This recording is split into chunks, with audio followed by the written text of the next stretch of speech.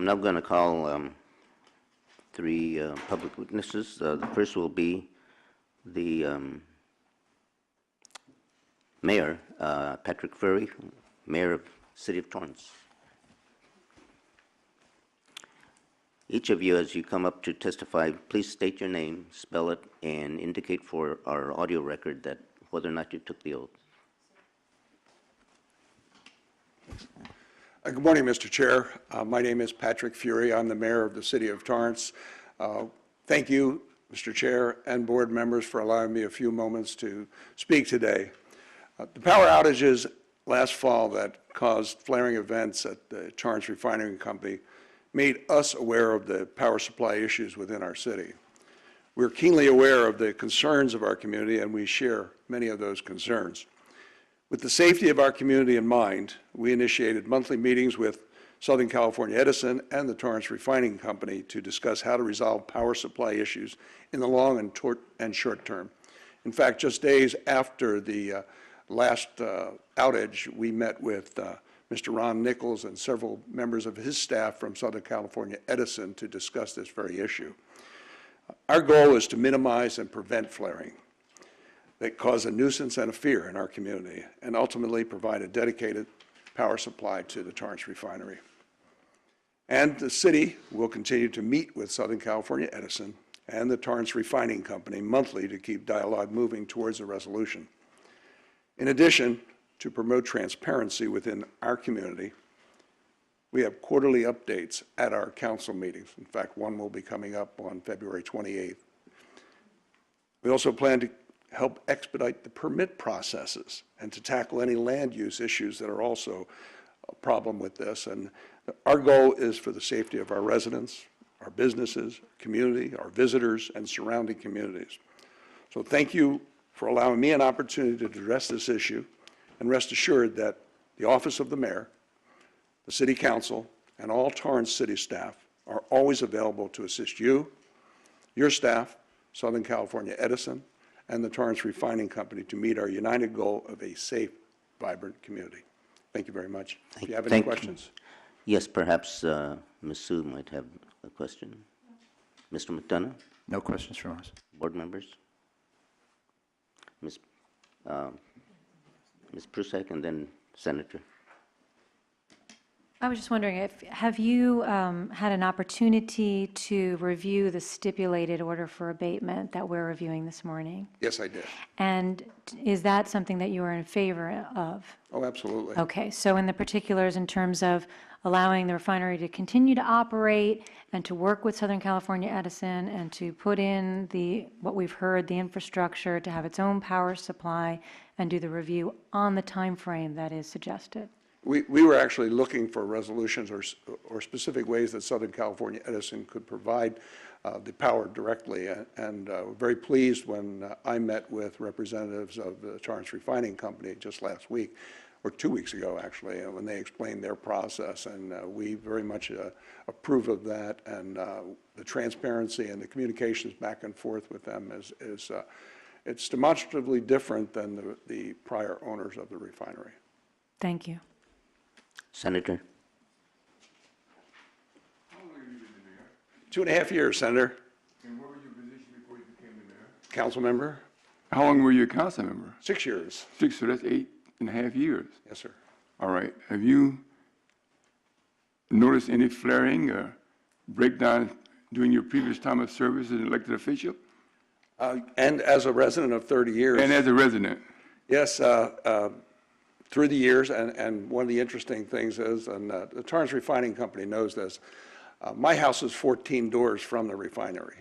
So I used to say that when they would let me know with a text message that there's a flaring incident, I would know about it before I received the text message because I could see it from my back yard.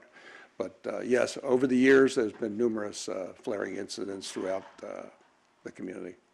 Did you say you meet quarterly to discuss? Yes, sir.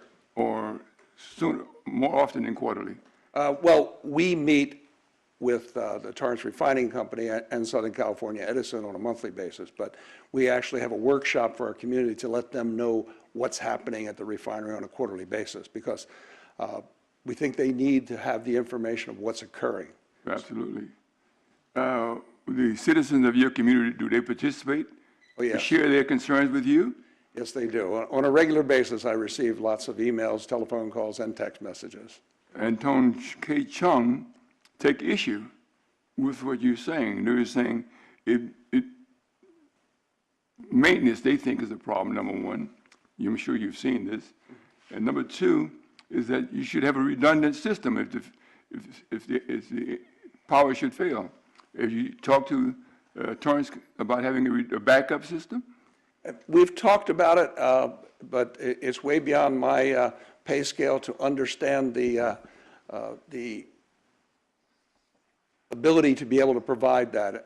I believe by putting in the additional 230 line that comes in there does provide a measure of redundancy that I think will, according to everything I've read, would alleviate the problems with the flaring. Now, you've been living there 30-plus years, and you've had flares and breakdowns previously. Yes, sir. Okay. And during all these 30 years, nobody talked about a redundant system. We use that in the aerospace industry, complex system. I'm amazed that it had never occurred. I was shocked when I found out that they just had the 66 gig line in there when a 230 would have been appropriate. It was never raised by any agency or obviously Southern Cal Edison, the previous owners of the refinery, and it's been there for 88 years. So we were kind of surprised about that as well. During your discussion with the refinery in the future, will you suggest they should have a redundant system? If not, why not? I think that's an appropriate question, an appropriate inquiry. In order to satisfy your constituents, that may be the case. So you're satisfied with the proposal and the stipulated order abatement? I think it alleviates a lot of the problems that brought forth those flarings that were power-related. My understanding, and I was educated by the refinery as well as Southern Cal Edison, is that just a short power outage, something that we as a resident wouldn't even notice because it's just a quick thing, actually shuts down some of their equipment. The longer one that occurred on the third power outage in October, that shut down the entire refinery, and that's why the flaring was so demonstrative. It was really it was probably one of the largest flarings I've ever seen there, and I recognize that a flaring is a safety valve. It's something that goes off, and we have to educate the community that that is not a bad thing. Obviously, it was a bad reason that it happened because something occurred, but the safety measure is much better than what could occur if they didn't have the flaring system, as you guys know. Did Edison ever held accountable? Did you ever ask them the question? Is it why they have the power shortage? Oh, yeah, and we had that meeting, and that's when we found out from Southern California Edison that it was actually their fault. A Mylar balloon one time. The second time was dust particles and a high concentration of moisture in the air that morning. And the third time was actually mechanical error. They were doing some repair work on the Fresca system, and when they did that, apparently one of the wires was not connected appropriately. Who was doing the repair work? Southern Cal Edison. Okay. And so in your 30 years of living experience and being an elected official, just 3 times that they had a breakdown. Oh, no. Oh, more? Over the years, it's hard to quantify it, Senator. Sometimes they would occur, and we're talking a 30-year period of time. Once in a month, maybe twice a month. Sometimes when they were doing turnarounds, when they would start up again, and I really wouldn't be able to quantify the number of times, but it's well in excess. In 30 years, probably 50 to 100 times there's been flaring incidents. Well, I've known of public officials who've been complaining about that refinery. Have they talked to you about it at all? Public officials meaning? Elected official, congressman from Oh, yes. I've spoken to Congresswoman Waters and Congressman Liu numerous times, their staff as well as our Assembly member, Mr. Mersucci, and our senators, Ben Allen, as well as the newly elected Steve Bradford. We're all very much aware of it, and we speak on a regular basis about it.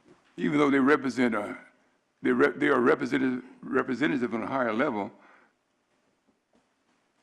local people are the ones going to fix the problem. That's in your. Well, that's what I think the community thinks. They think that I can sign an executive order, if you will. But I think we have to defer to you folks and your staff because of the expertise that you have, the expertise of Cal OSHA, the EPA, California EPA, the Chemical Safety Board. You know, there is a plethora of experts who I consider much more so than we. We have a fire department. It's a Class 1 fire department, and they are in that refinery on a weekly basis, sometimes bi-weekly, two times a week, looking at the safety measures that they have on board there. But, you know, electricity, you know, I know about you guys, but, you know, to me, it's a miracle that I turn a switch on and the electric comes on. This last outage in October really demonstrated really the grid issues, because Torrance was really not affected by the outage. The refinery was, but the blackout went from Redondo Beach, Manhattan Beach, Hermosa Beach, all the way up to some of my friends in Inglewood, lost power. Yet the city of Torrance was not affected by it. So it's whatever this grid work was, and as I mentioned before, this is way beyond my pay scale to understand electricity. It's within your pay scale as an elected official to follow the law. You know, the state legislature saying, no, you should not emit pollutants into the air, atmosphere, and that we should always protect the health, safety, and welfare of our citizens. And so therefore, that's a guideline that we should follow, I believe. You understand that? Absolutely, and we stand with you and expect you to provide the leadership on this, and we will follow your leadership and help you as any way we can. That's why they had a notice of violation, and that's why we're having this hearing today, because we're doing as best we can to stand by the law. And protect our community. You got that right. All right, thank you. We appreciate that. Thank you very much. Any other questions for Mayor Furey? Thank you very much. We appreciate your being here. Thank you, Mr. Chair. Thank you, Board. Thank you, Senator. Good seeing you. Good to see you again. Next, I have Catherine Lays.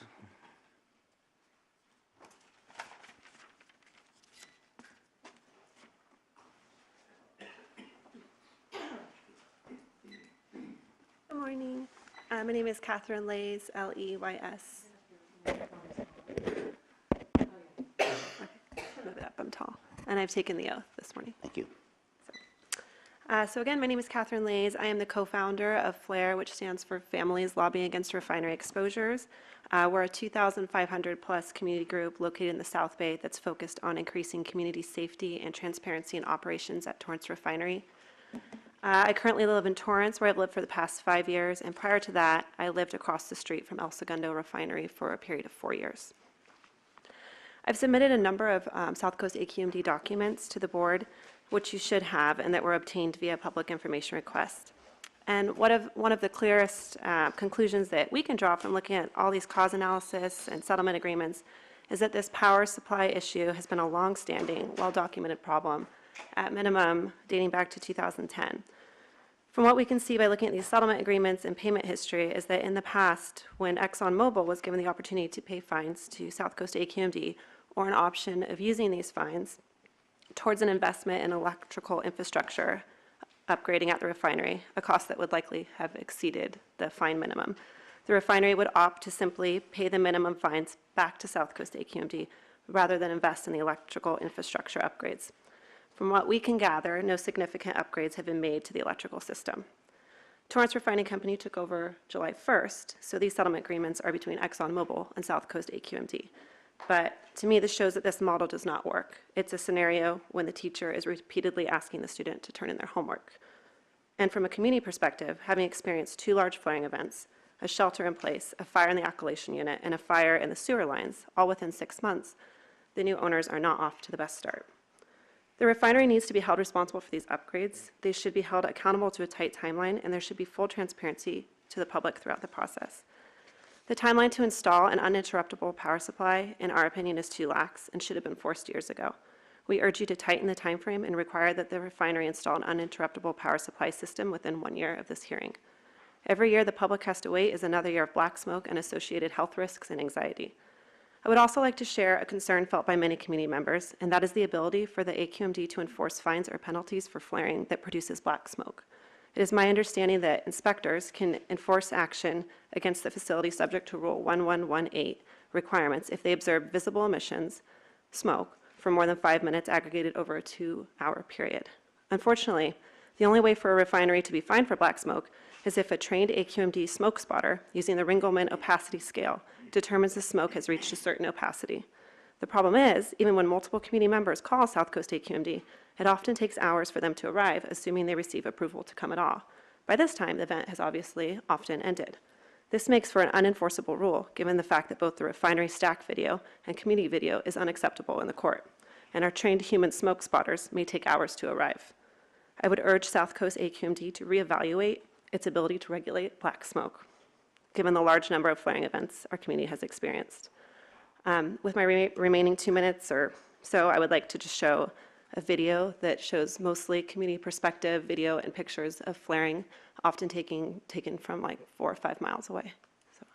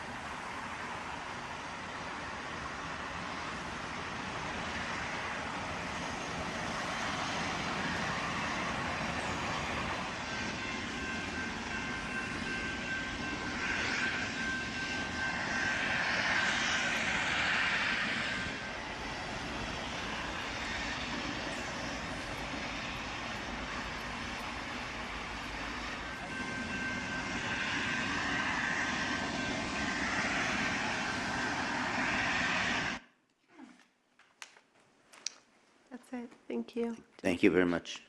Ms. Sue, any questions? No questions. Thank you for your time. Mr. McDonough? No questions. Ms. Byrd has, I just wanted to ask and/or confirm that the dates that were listed on the video are the actual dates of the flaring? They are the accurate dates as given to us by community members that took them. So I did not physically take the majority of them, but as far as the people that have given them to us, they are accurate dates. There's a few of the October 11th that I submitted as well as my co-founder submitted that I can confirm were October 11th. The other ones were given to us the day of, sent by community members, so I can pretty much attest that they're accurate, but they were given to me, so. Thank you. anyone else have a question? Senator? Were you aware that at some point in time, ExxonMobil was ceased to operate? Yes. And what period of time do you recall that took place? Are you talking about following the explosion, the February 18th, 2015 explosion? 2015 explosion? And then I was at the 12-hour AQMD hearing in April when they restarted. I wasn't around then, that's why I was asking the question. Oh, yes, I was, I have actually watched you guys before, so yes, I've. Okay, and so you did film the flaring at 10/11/16? I took, Personally. yeah, well, myself, those pictures aren't just from me, those are from community members within our community group. that Under were there are other taking- dates like 5/14/16? Yes, they submit pictures to us and we share them. And so we put a video together showing the perspective throughout the community from different areas. A lot of those photos were actually from like Palos Verdes and Were you aware that Torrance Refinery acquired ExxonMobil? June 30th, 2016. 2016. PBF, Torrance Did you Refinery. understand that they would have to be operational again before that transaction could take place? They had to be fully operational for no accidents for, I can't remember, it was 2 weeks or 30 days? And there was a crane accident in the middle somewhere, so I don't know where they were fully considered operational. But yes, they had to be fully operational, which is confusing to the public because we feel that there's, we're not the experts, but we feel like there's constantly maintenance issues. So. Were you aware the conditions of transfer of ownership was based on the fact that ExxonMobil plant had to be reactivated and operational? Am I aware that the refinery had to be fully functioning Yeah. before it was changed ownership? Yes, I am aware of that. All right, thank you very much. Thank you. The mayor, is he still here? I'd like to ask him additional questions.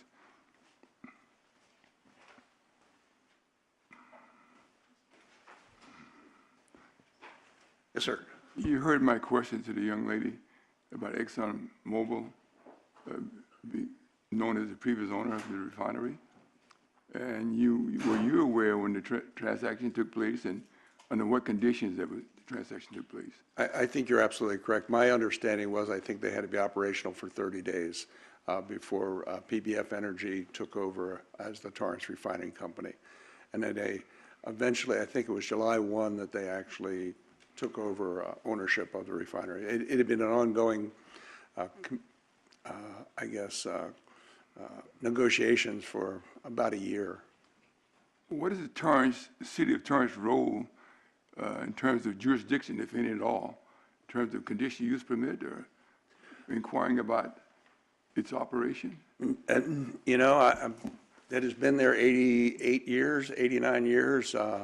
We, as I mentioned in my earlier testimony, we, through our fire department, have a great relationship with the refinery. They go on the premises on a regular basis to inspect and train.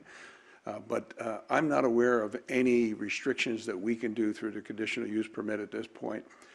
It's been there, and you know, it was just an entity that sold an entity, just like any other business. There was nothing that we could interpose at that time. As the mayor and elected official of Torrance, do you have control of your land use? Yes, we do.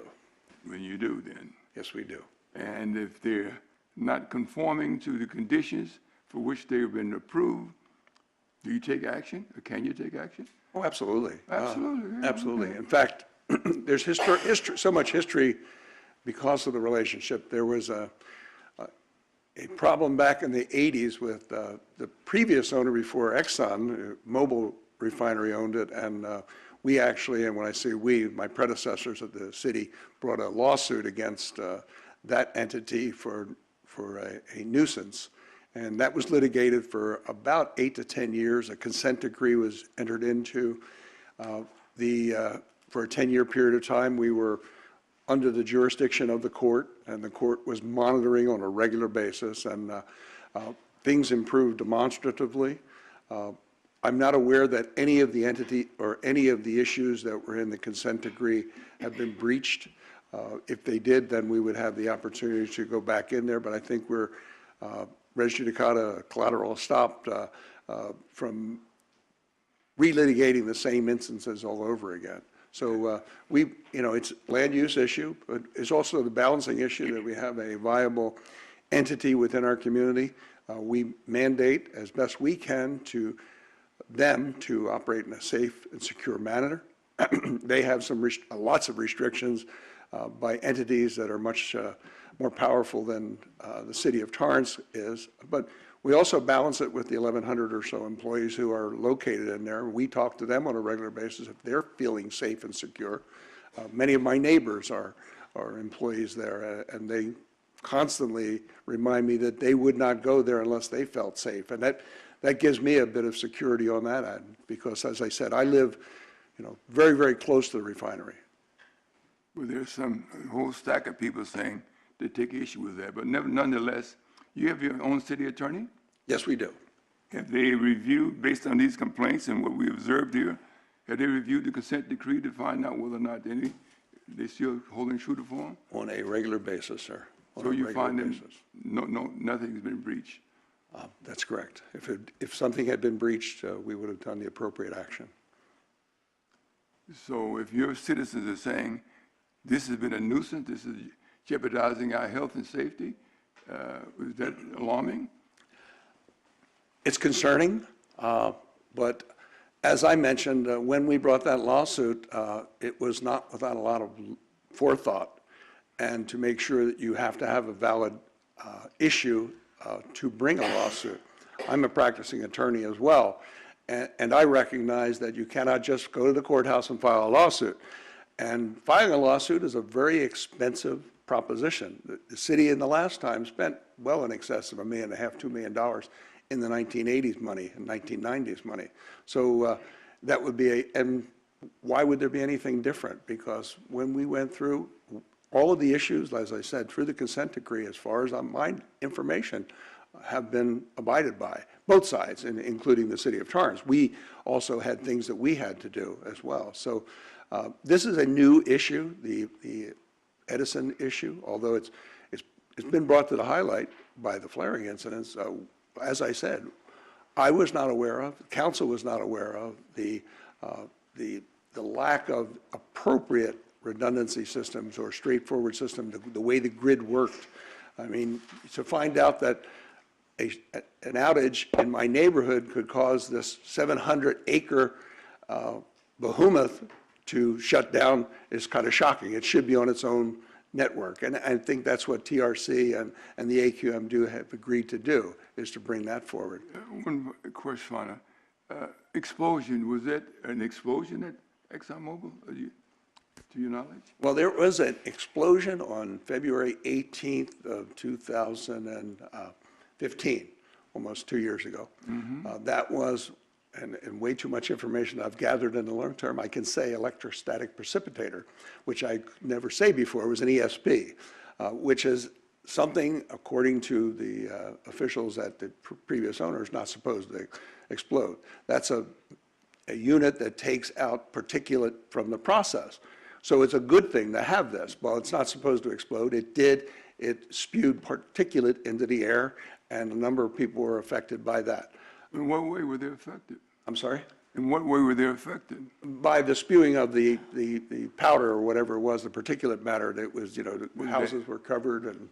Was their health affected, maybe? There was assertions that there was health issues. I've not been notified of anybody who's specifically come with a medical diagnosis. But, when you go back to the lawsuit, everybody has a private right of action. Repeat that, sir? Everyone has a private right of action. It doesn't have to be government files nuisance lawsuits. Any person or entity can file a nuisance. If they believe there's a nuisance, they can file a nuisance. We, as a city, have looked at it. We do not believe it rises to the level of a nuisance against a business. Had we would have filed a lawsuit. But we looked at that and made a determination, a business determination, if you will, a legal determination, that it did not rise to the level of bringing a lawsuit. I see. If the city spent $1 million+ Excuse me. no, I'm asking him. I understand, but we are way off track. The matter that is before us is I understand that, Mr. Chairman, and my question is related to the issue. It's related to the issue? Yes, sir, Mr. Okay. Chairman. Let's hear it. Okay, I'm just trying to get to the bottom of it. The fact of the matter is that the city, as you said, stated is a matter recognized. It's already been stated in this matter. Spent millions+ in the lawsuit, in the consent decree. Is that correct? You did say that, didn't you?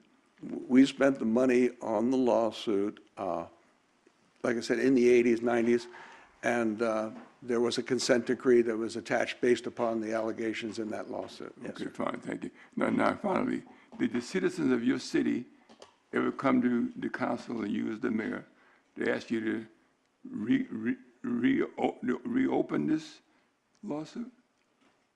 Revisit the lawsuit? There have been members of the community who have requested that, yes, sir. Well, thank you. I think it's an appropriate question. That's why I ask you. Thank you very much, Mr. Mayor. Thank you, Senator. Anything else?